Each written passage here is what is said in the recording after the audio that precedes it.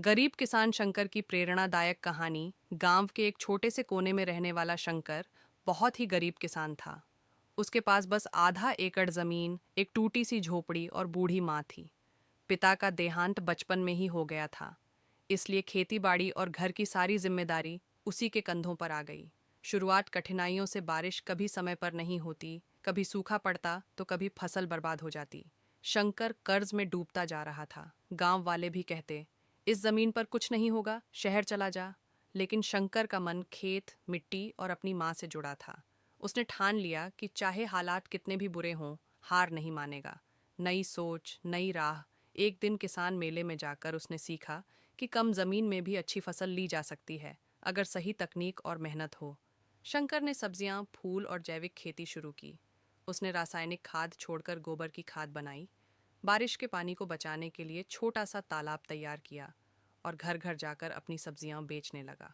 लोगों ने शुरुआत में मजाक उड़ाया, पर धीरे धीरे उसकी सब्जियां और फूल शहर तक पहुंचने लगे।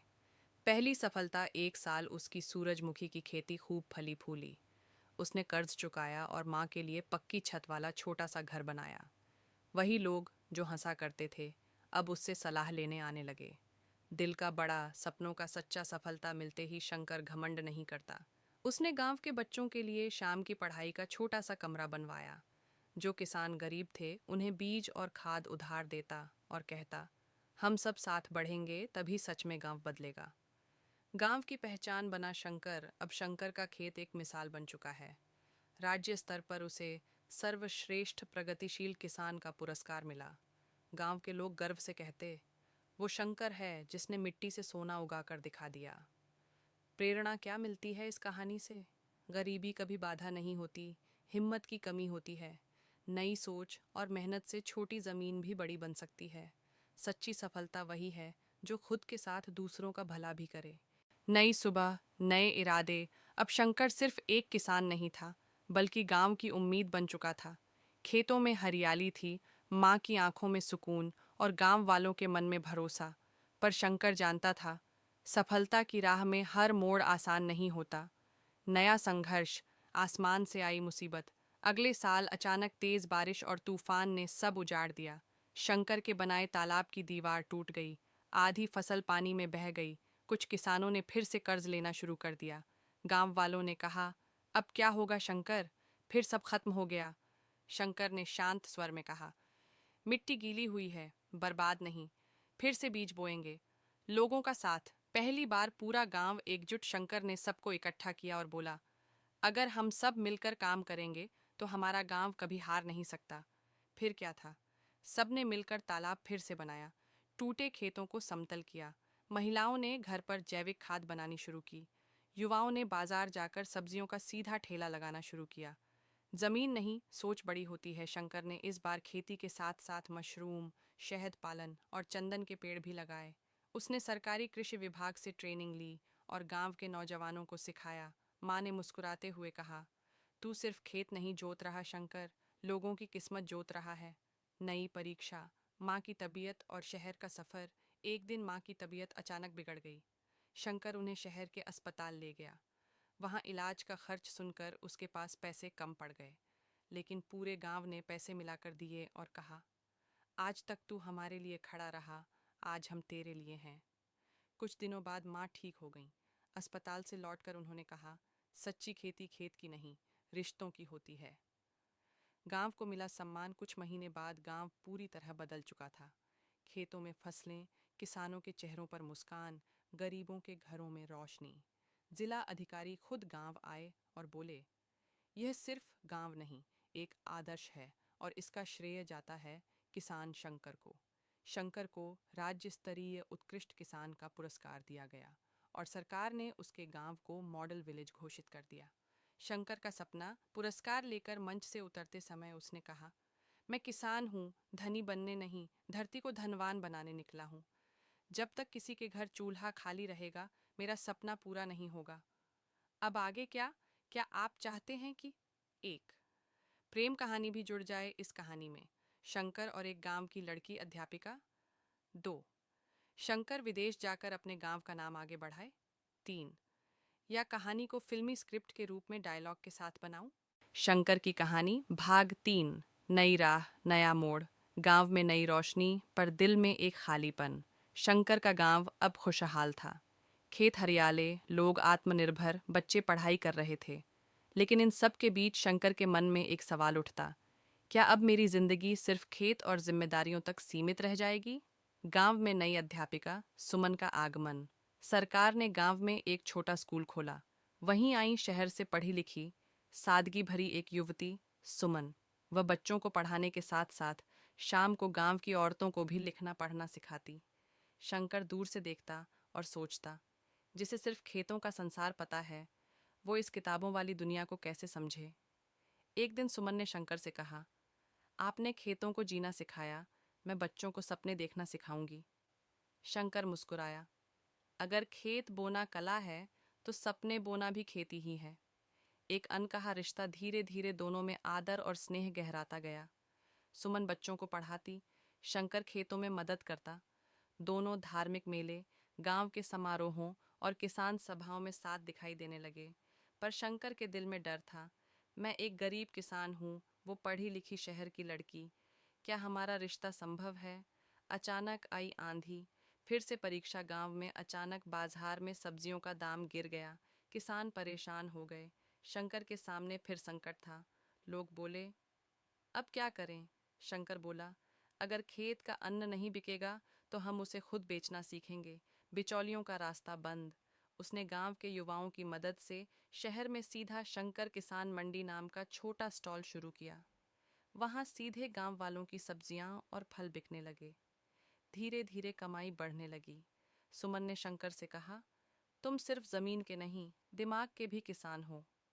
गांव का नाम पूरे जिले में मशहूर। कुछ महीनों बाद गांव में ठंडे पानी की टंकी, हर घर में बिजली, बच्चों की स्कूल ड्रेस मुफ्त। किसानों को ऑनलाइन बाजार की जानकारी मिलने लगी। जिला अधिकारी फिर आए और बोले, अब यह गांव सिर्फ गांव नहीं, एक प्रेरणा है। सुमन का फैसला। एक शाम सुमन ने शंकर से कहा, मैं शहर वापस जा सकती हूँ, लेकिन शायद वहाँ मेरी कमी महसूस न हो। पर इस गांव और आपको छोड़कर जाना मुश्किल है। शंकर चुप रहा, बस इतना बोला, अगर तुम रुकोगी तो यह गांव सिर्फ खुशहाल नहीं, पूरा होगा। अब आगे अगला भाग कैसे चाहेंगे? क्या आप चाहेंगे कि एक, शंकर और सुमन की शादी हो और नया जीवन शुरू हो? दूसरे कहानी में एक नया संघर्ष आए, सूखा, बीमारी या बड़े बिजनेस वालों से टकराव? शंकर की कहानी भाग 4। नई शुरुआत, नई चुनौती। शंकर और सुमन का मिलन। गांव के बुजुर्ग, बच्चे, किसान, सबको जैसे मन ही मन पता था कि शंकर और सुमन एक दूसरे के लिए बने हैं। पंचायत में सबकी सहमति से तय हुआ कि दोनों की शादी होनी चाहिए। सुमन के पिता शहर से आए। उन्होंने शंकर से कहा, मेरी बेटी पढ़ी लिखी है, उसकी दुनिया बड़ी हो सकती थी, तुम उसे क्या दे पाओगे? शंकर शांत होकर बोला, मैं सोना नहीं दे सकता, पर मिट्टी की खुशबू, ईमान और सम्मान जरूर दे सकता हूँ। सुमन मुस्कुराते हुए बोली, पिताजी, जिसे पूरी जमीन पर भरोसा है, मैं अपना जीवन क्यों न रख दूं? शादी सादगी से हुई। मिट्टी की महक, ढोलक की थाप, सरसों के फूलों से सजी चौपाल और माँ के आंसू, खुशी के। नया घर, नई उम्मीदें। शंकर और सुमन ने मिट्टी के पुराने घर को नहीं गिराया, बल्कि उसके आंगन में नई छत, नई दीवार और एक छोटा सा पढ़ाई और खेती केंद्र बनाया। यहाँ बच्चे पढ़ते, किसान सीखते और महिलाएं अपना हुनर दिखाती। सुमन बोली, ये सिर्फ घर नहीं, गांव का दिल होगा। नया खतरा। शहर के व्यापारी, जैसे जैसे शंकर के गांव की प्रसिद्धि बढ़ी, कुछ बड़े व्यापारी और जमींदार परेशान हो गए। वे गांव आकर बोले, हम आपकी ज़मीन खरीदेंगे, अच्छा पैसा देंगे, बस मंडी बंद कर दीजिए। शंकर ने साफ जवाब दिया, ये ज़मीन हमारे बाप दादाओं की है, बिकने के लिए नहीं बनी है। व्यापारी मुस्कुराए, लेकिन आंखों में धोखा था। साजिश और तूफान। कुछ दिनों बाद रात को गांव की मंडी में आग लगा दी गई। सब्जियां, अनाज, रसोई सब जलकर राख हो गया। गांव में चीख पुकार मच गई। सुमन ने शंकर को रोते देखा और बोली, रोने से खेत नहीं उगते शंकर, फिर से बोना होगा, इस बार हिम्मत भी। शंकर ने सभी गांव वालों को बुलाकर कहा, अगर हम डर गए तो हमारी आने वाली पीढ़ी भी झुक जाएगी। मंडी फिर बनेगी, ईंट से नहीं, विश्वास से। गांव का साथ, फिर से निर्माण। युवाओं ने रात दिन मेहनत करके फिर से मंडी बनाई। सुमन ने शहर से मदद लाने के लिए अखबारों में खबर छपवाई। सरकार और कुछ समाज सेवियों ने फंड दिया। महिलाओं ने खाना बनाया, बच्चों ने पानी पहुंचाया। कुछ ही हफ्तों में फिर से मंडी तैयार थी, पहले से भी मजबूत। और शंकर ने उद्घाटन करते समय बस एक ही वाक्य बोला, हम मिट्टी से उगते हैं और राख से फिर खड़े होते हैं। कहानी अभी खत्म नहीं और आगे का मोड़ तैयार है। अब शंकर खुश है, पर आगे उसके सामने एक सपना है, गांव की फसल विदेश तक पहुंचाना और गांव के बच्चों को बड़ा बनाना। अब आगे क्या लिखूं? एक शंकर कैसे अपनी मंडी और उत्पाद विदेश तक पहुंचाता है। दो सुमन मां बनती हैं और कहानी में भावनात्मक मोड़ आता है। शंकर की कहानी, भाग 5, मिट्टी से विदेश तक का सफर। अब सपना बड़ा था, गांव से देश और देश से विदेश तक। शंकर के मन में एक नई चाह थी। अगर हमारी मिट्टी इतनी उपजाऊ है तो उसका नाम सिर्फ गांव तक क्यों रहे। इसलिए उसने फैसला किया कि वह अपना गांव का शहद, हल्दी, गुड़ और फूल विदेश तक पहुंचाएगा। सुमन बोली, शंकर, तुम मिट्टी को सिर्फ बोते नहीं, उसे उड़ाना भी जानते हो। शंकर मुस्कुराते हुए बोला, उड़ान पंखों से नहीं, सपनों से होती है। तैयारी, संघर्ष और सीख। शंकर ने सरकारी ऑफिस जाकर किसान प्रोड्यूस कंपनी बनवाई। गांव के 40 किसानों को इसमें जोड़ा। ऑनलाइन मार्केटिंग, पैकेजिंग, अंग्रेजी लेबल, सब सीखना पड़ा। कई शहरों के अधिकारी ने उसे सिर्फ एक गरीब गांव वाला समझकर ठुकरा दिया। लेकिन सुमन ने कहा, ना सुनकर अगर तुम रुक जाते तो आज ये गांव भी ना हंसता। पहली बार हवाई जहाज और विदेश यात्रा। एक दिन उसे मेल आया, आपके जैविक शहद और हल्दी को लंदन की प्रदर्शनी में चुना गया है। पूरे गांव में खुशी की लहर दौड़ गई। जब शंकर पहली बार हवाई जहाज में बैठा तो माँ ने कहा, जमीन छोड़ के मत जाना बेटा, बस आसमान को छूकर लौट आना। वह सुमन के साथ लंदन पहुंचा। वहां लोग चौंक गए कि मिट्टी से सना एक साधारण किसान इतना शुद्ध प्राकृतिक उत्पाद कैसे बना रहा है। एक विदेशी बिजनेसमैन ने पूछा, you are just a farmer, how did you do this? Shankar मुस्कुराया और टूटी फूटी इंग्लिश में बोला, मैं सिर्फ किसान नहीं हूँ, मैं मिट्टी का बेटा हूँ। हॉल तालियों से गूंज उठा। गांव का नाम रोशन। इतिहास रच दिया। गांव की हल्दी को इंटरनेशनल ऑर्गेनिक प्रोडक्ट अवार्ड मिला। शंकर को ग्लोबल किसान इनोवेटर का सम्मान दिया गया। सरकार ने गांव को मॉडल इंटरनेशनल एग्री विलेज घोषित किया। जब वह वापस गांव आया तो हजारों लोग तालियां बजाकर स्वागत कर रहे थे। माँ ने गले लगाते हुए कहा, अब तेरे खेत की महक लंदन तक पहुंच गई बेटा। नया जीवन। सुमन माँ बनती है।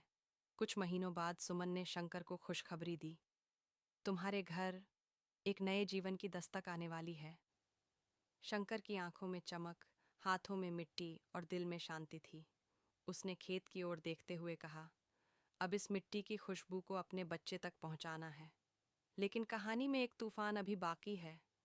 सब कुछ सही चल रहा था, तभी गांव में एक रहस्यमयी बीमारी फैलने लगी। बच्चे बीमार, बूढ़े कमजोर होने लगे। डॉक्टर ने कहा, यह पानी से फैलने वाला जहर है। शंकर ने मिट्टी से मुट्ठी भरकर कहा, मैंने इस धरती को बचाने की कसम खाई है, चाहे इसके लिए खुद को क्यों न मिटाना पड़े। आगे क्या हो सकता है?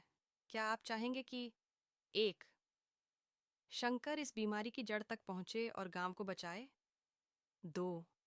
एक बड़ा उद्योगपति गांव की जमीन हड़पना चाहे और संघर्ष हो?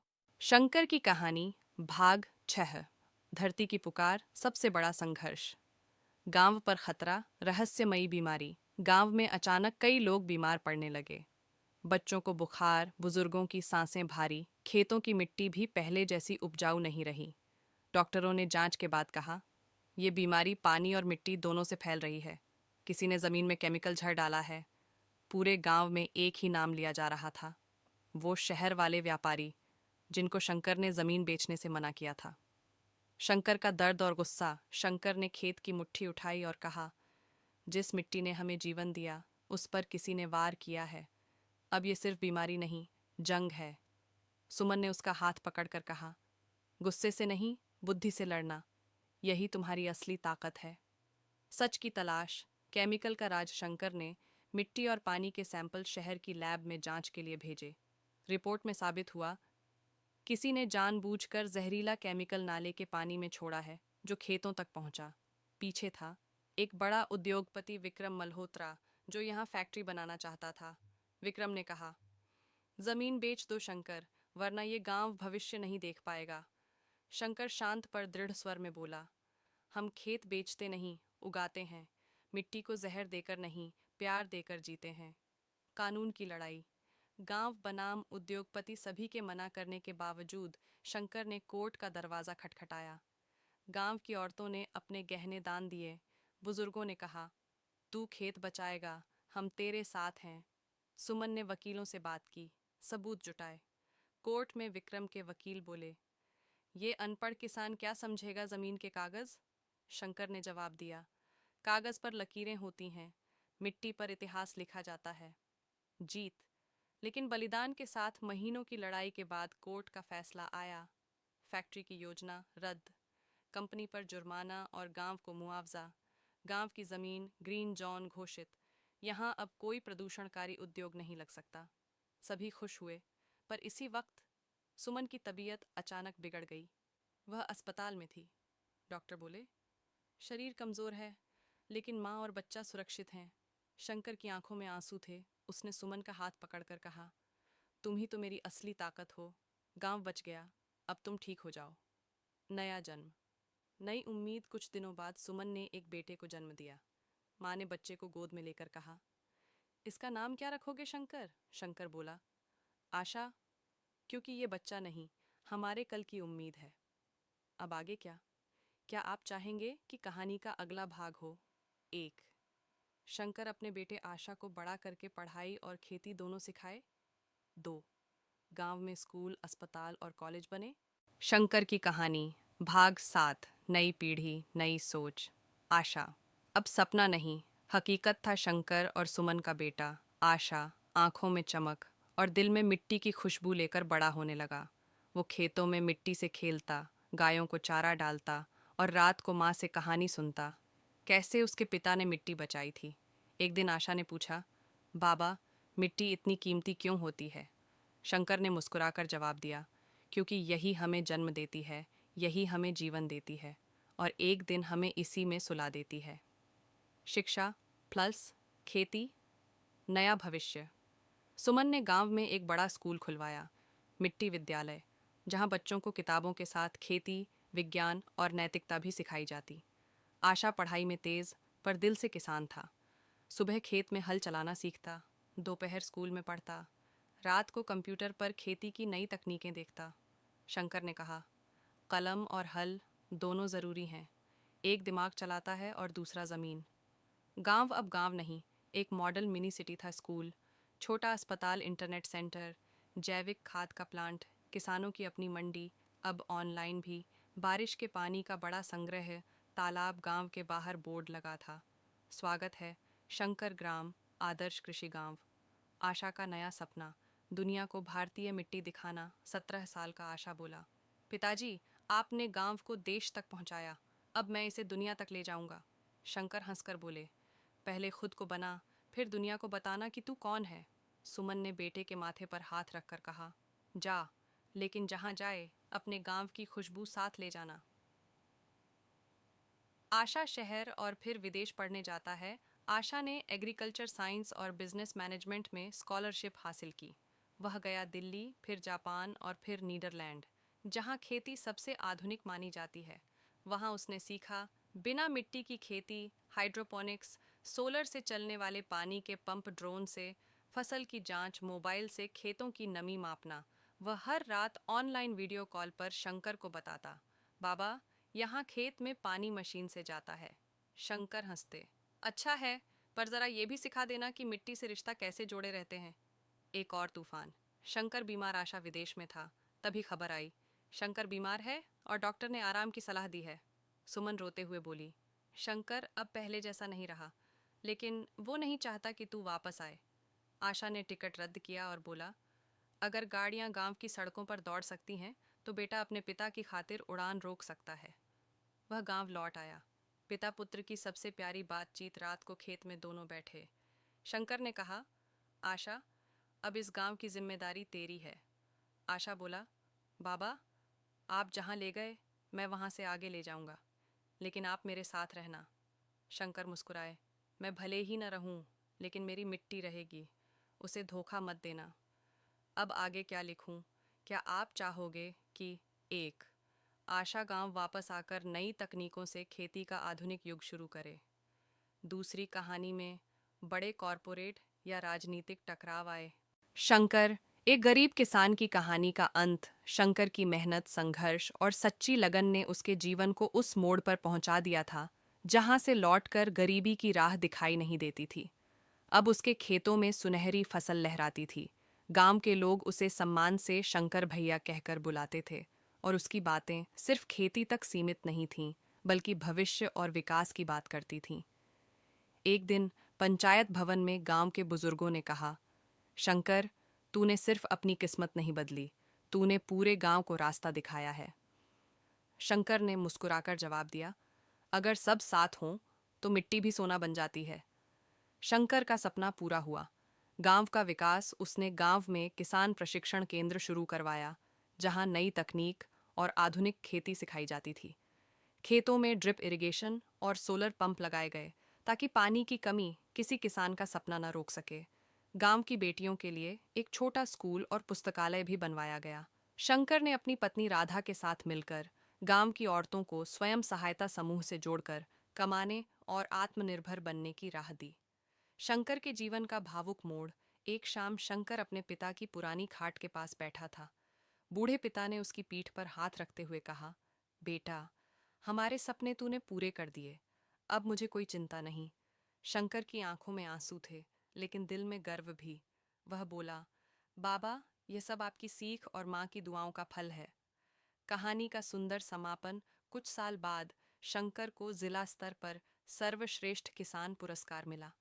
जब मंच पर उससे पूछा गया कि उसका सबसे बड़ा धन क्या है, तो शंकर ने कहा, सोना, चांदी या पैसा नहीं, मेरा असली धन है मेरी मिट्टी, मेरा परिवार और मेरा गांव।